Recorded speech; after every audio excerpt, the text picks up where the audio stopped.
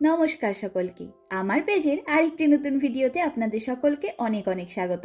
আমি প্রিয়াঙ্কি চলে এলাম আমার জীবনের আরেকটি নতুন দিনের অভিজ্ঞতার গল্প আপনাদের সাথে ভাগ করে নিতে। আজ শনিবার আর এখন দুপুর 12:30 মতন বাজে।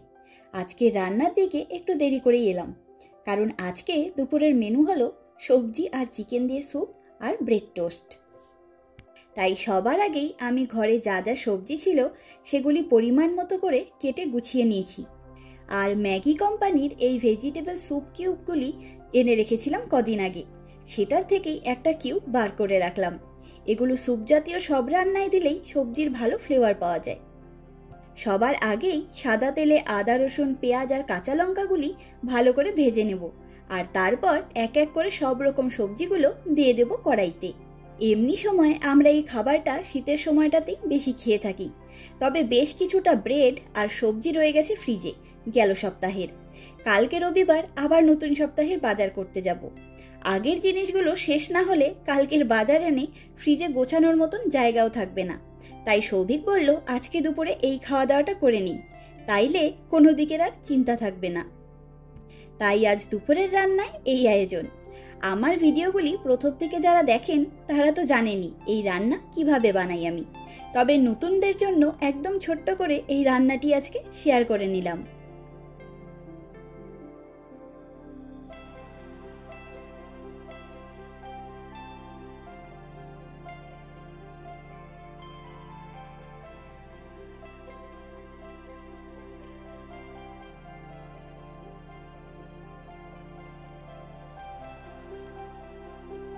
সবজিগুলো ওদিকে রান্না হতে থাকুক, আমি এদিকে ভেজিটেবল স্যুপ কিউবের একটা কিউব হালকা গরম জলে দিয়ে রাখি, তাইলে খুব সহজেই কিউবটি নরম হয়ে স্যুপে পরিণত হয়ে যাবে।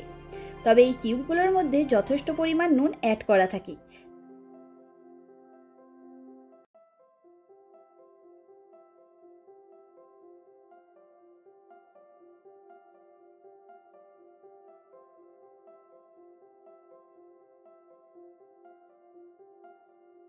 সব সবজিগুলো ভালো করে ভাজা ভাজা হয়ে এলেই কড়াইতে ছোট ছোট টুকরো করে কেটে রাখা বোনলেস চিকেনের টুকরোগুলো দিয়ে দিলাম। এই রান্নায় অবশ্যই বোনলেস চিকেন ব্যবহার করি আমি সবসময়। আর চিকেনের পিসগুলো একটু ভাজা হয়ে এলেই দিয়ে দেবো জলে গুলিয়ে রাখা ভেজিটেবল স্যুপটা। তবে এখানে আমি আরও 1 কাপ উষ্ণ গরম জল অ্যাড করব।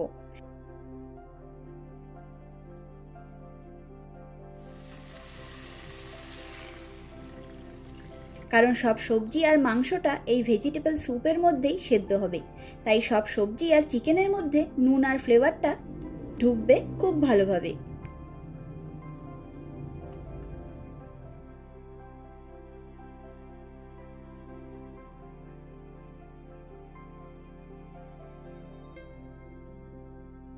তবে এবারে এটা রান্না হতে থাকুক, প্রায় 15 থেকে 20 মিনিট মতন মিডিয়াম আঁচে ফোটাতে হবে এভাবে। চলুন আমরা বাইরের ব্যালকনি থেকে ঘুরে আসি একটু।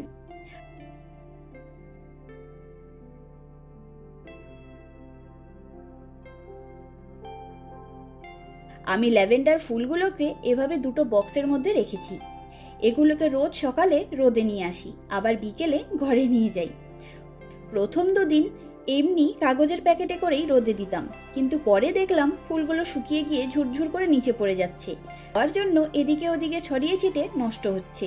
তাই এভাবে ছোট ছোট করে কেটে বক্সের মধ্যেই রেখে দিয়েছি। আগের বছরের ল্যাভেন্ডার ফুলগুলো এখনো আমি যত্ন করে রেখেছি, কি সুন্দর গন্ধ হয় সেগুলিতেও।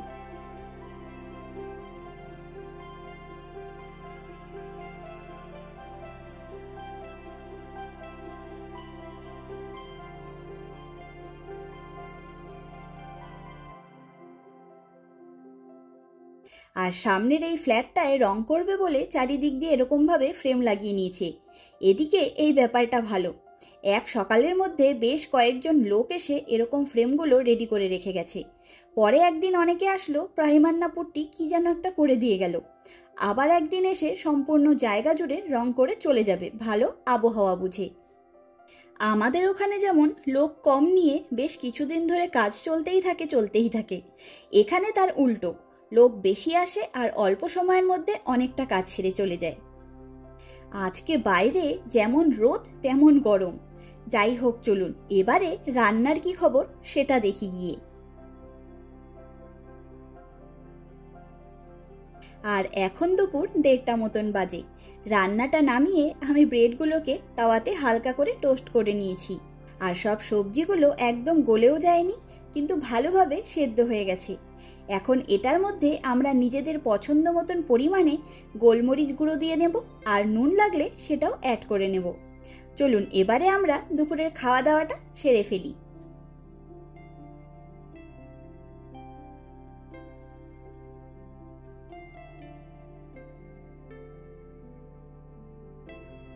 আর এখন বাজে বিকেল 6টা মতন। আমরা এলাম বুদাপেস্টের ফ্রিডম স্কোয়ারে। এখানে ইউরোকাপ খেলা দেখানোর জন্য বিশেষ আয়োজন করেছেন, যা চলবে সম্পূর্ণ ইউরোকাপ খেলার সময় ধরে।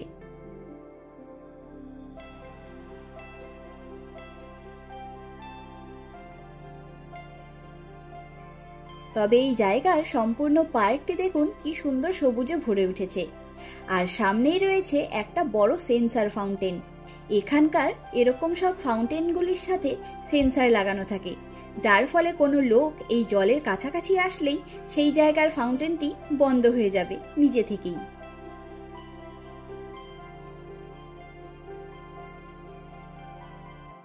তবে ট্যুরিস্টরা এসে এই চৌকো ফাউন্টেনের ভেতরে ঢুকে ছবি তুলতে বেশি ভালোবাসেন। আমারও ভীষণ ইচ্ছে একবার ভেতরে যাব, কিন্তু আজ সময় হবে না। অলরেডি 6টা বেজে গেছে, খেলাও শুরু হয়ে গেছে। দর্শকদের উৎসাহিত গলার আওয়াজ আমাদেরকেও চঞ্চল করে তুলেছে। চলুন আমরা আগে একটি ভালো জায়গা দেখে দাঁড়িয়ে পড়ি।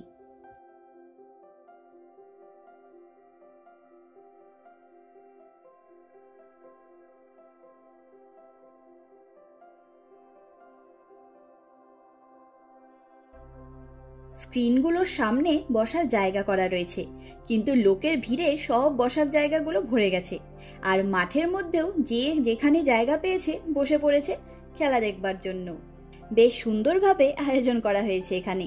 কত লোক একত্রে, কিন্তু সবাই খেলা দেখা নিয়েই আনন্দ করছেন, খাওয়া দাওয়া করছেন। বেশ জমজমাট একটা ব্যাপার।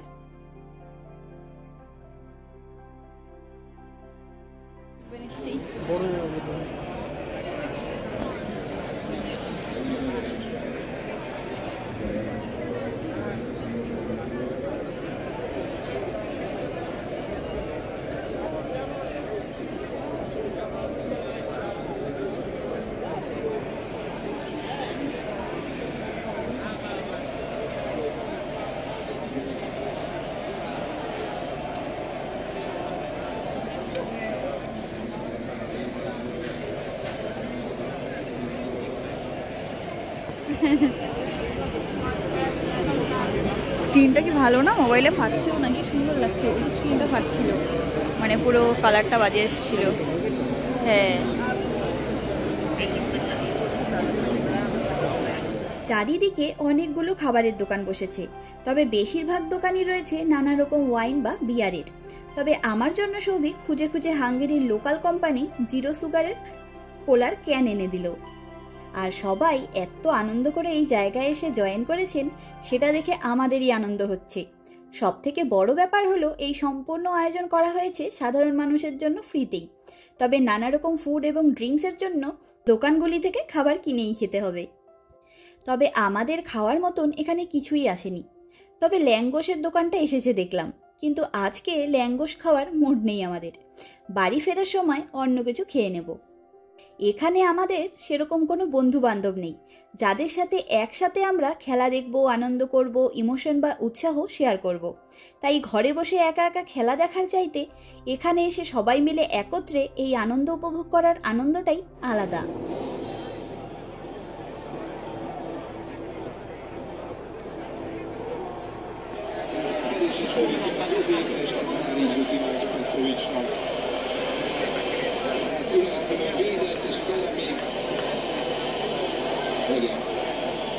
আর সম্পূর্ণ জায়গা জুড়ে রয়েছে চারিদিকে অনেক ভলেন্টিয়ার্স, যারা সব দিকে তদারকি করছেন। যেমন ইউরোপের লোকেদের একটা বড্ড বাজে অভ্যাস রয়েছে যে ওনারা প্রায় সকলেই খেলা দেখতে আসেন বিয়ার বা ওয়াইন নিয়ে, সেগুলি পান করবেন এবং খেলা এনজয় করবেন বলে। কিন্তু অনেকেই খেলা দেখার সময় বেশি উৎসাহিত হয়ে বিয়ার বা ওয়াইন একে অপরের দিকে ছোড়াছুড়ি করেন, আর সেটা এখানেও করছিলেন কয়েকজন। তখন ভলেন্টিয়ার্সরা এসে তাদেরকে সেটা করতে বারণ করে দিয়ে গেলেন। তবে এখন আজকের মতন খেলা দেখা শেষ করে আমরা বেরিয়ে এলাম। বাস ধরবো বলে এলাম আরানি জানোস নামে একটি বাস স্ট্যান্ডে। তবে দাঁড়ান, আপনাদেরকে এই বুদাপেস্ট তথা সম্পূর্ণ হাঙ্গেরিতে তাদের প্রিয় স্ট্রিট ফুড ল্যাঙ্গোসের সব থেকে জনপ্রিয় দোকানটি দেখাই। এই দোকানটির নাম রেট্রো ল্যাঙ্গোস, আর সম্পূর্ণ দোকানে একটাও বসার জায়গা ছিল না তখন। যাই হোক, আমরা এখন এলাম আমাদের বাড়ির থেকে কয়েকটা বাস স্টপেজ আগেই অবস্থিত বুদাপেস্ট প্যালেস ডিস্ট্রিক্টে। এখানকার সব কটা বিল্ডিং ভীষণ সুন্দর আর প্যালেসের মতনই দেখতে, তাই এই ডিস্ট্রিক্টের নাম প্যালেস ডিস্ট্রিক্ট। তবে আজকে খেলা দেখার ভিড় সব জায়গায়, বেশ অনেক লোকজনের সমাগম হয়েছে এখানেও, তাই এই সম্পূর্ণ ডিস্ট্রিক্টটির সব বিল্ডিংগুলোর ভিডিও করে আপনাদেরকে অন্য একদিন দেখাবো। কিন্তু আজকে আমরা এসেছি এখানকার একটি টার্কিশ রেস্টুরেন্টে খাবার খেতে। সেই রেস্টুরেন্টের নাম হলো টানটুনি হাউস। টার্কি দেশের মেরসিন বলে একটি শহর রয়েছে, বিশেষত সেখানকার খাবার হিসেবে সবার প্রথমে এই খাবার প্রচলিত হয়েছিল। তবে ধীরে ধীরে সম্পূর্ণ টার্কি দেশেই এই খাবার বিখ্যাত হয়ে উঠেছে।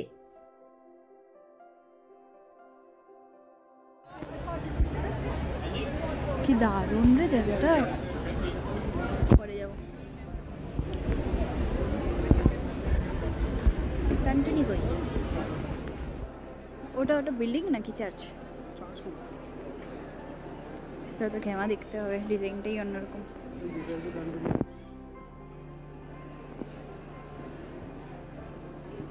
টানটুনি কোনটা? টানটুনি কোনটা? টানটুনি। ওকে, চলো। আর সেই বিখ্যাত খাবার টানটুনি খেতেই আজ আমাদের এখানে আসা। তবে আমি সব থেকে বেশি আনন্দ পেয়েছি এখানকার ডেজার্টগুলি দেখে। মিষ্টি জিনিস খেতে খুব ভালোবাসি, তাই সবার আগেই নতুন কিছু খাবার দোকানে গেলে আমার ডেজার্টের দিকে বেশি বেশি করে চোখ যায়। তাছাড়াও টার্কির ডেজার্ট আইটেমগুলো ভীষণ ভালো হয় খেতে শুনেছি। আর আমরা এখানে নতুন এসেছি বলে ওনারা নিজেরাই আমাদেরকে রেকমেন্ড করে দিলেন কি কি খাবার খাবো। সবার আগেই ড্রিঙ্কসের জন্য নিতে বললেন তাদের ফেমাস টার্কিশ টি। আর আমাদের ওখানে যেমন টেবিলে সল্ট অ্যান্ড পেপার রাখা থাকে, তেমনভাবেই টার্কিশ দোকানের খাবার টেবিলে রাখা থাকে চিলি ফ্লেক্স আর এই বেরি গুঁড়ো। আমি এমনি একটু খেয়ে দেখলাম, সুন্দর একটা ফ্লেভার আছে আর হালকা টক মিষ্টি স্বাদের। আর এই যে এসে গেছে আমার টার্কিশ টি। কাচের এই কাপ ডিশেই ওনারা এই চা পরিবেশন করেন। সরাসরি টার্কি ঘুরতে যেতে না পারলেও এখানে তাদের খাবারের কিছুটা অভিজ্ঞতা পেলাম। আর সৌভিক নিয়েছে টানটুনি রাইস মিল। সেখানে আছে রুটি, রাইস, চিকেন টানটুনি আর সাথে স্যালাড, আর রয়েছে এই ছোট শসা আর লঙ্কার আচার। এই আচার দুটোই আমরাও বাড়িতে খাই, টার্কিশ দোকান থেকেই কিনে নিয়ে যাই। আর আমি নিয়েছি সফট টাকো উইথ চিকেন টানটুনি। ভারী সুন্দর করে সাজিয়ে গুছিয়ে দিয়েছে খাবারগুলিকে। একটি টার্কিশ ফ্যামিলি এই রেস্টুরেন্টটি চালায়, আর ওনাদের কথাবার্তা ব্যবহার ভীষণ ভালো লাগলো। খাবারগুলো দারুণ ছিল, আর সবার শেষে আমাদের ডেজার্টও চলে এসেছে। এই মিষ্টি খাবারের নামটাও ভারী মিষ্টি, শাকারপারে। প্রায় সকলেই আমরা এই মিষ্টি আইটেমটির নাম কম বেশি শুনেই থাকি। তবে আমি এই প্রথম একদম অথেন্টিক শাকারপারে খেলাম। অপূর্ব খেতে, অনেকটাই আমাদের মিষ্টির দোকানের মিষ্টির কাছাকাছি টেস্ট আর টেক্সচার, তবে ততটা রসযুক্ত নয়। আজকের দিনটি ভীষণ ভালোভাবে কাটলো, আর টার্কিশ মিষ্টি শাকারপারের ভক্ত হয়ে গেলাম আমি। আজকের ভিডিওটি আপনাদের কেমন লাগলো জানাবেন। চলুন আজ তবে গল্পের ঝুড়ি গুছিয়ে নিই। দেখা হবে, গল্প হবে পরের একটি ভিডিওতে খুব তাড়াতাড়ি। আর আমার এই ভিডিওটি কেমন লাগলো লাইক কমেন্ট করে জানাবেন। আপনাদের সহযোগিতা ছাড়া আমার এই পথ চলা অসম্ভব। সকলে ভালো থাকবেন, সুস্থ থাকবেন, আনন্দে থাকবেন। নমস্কার।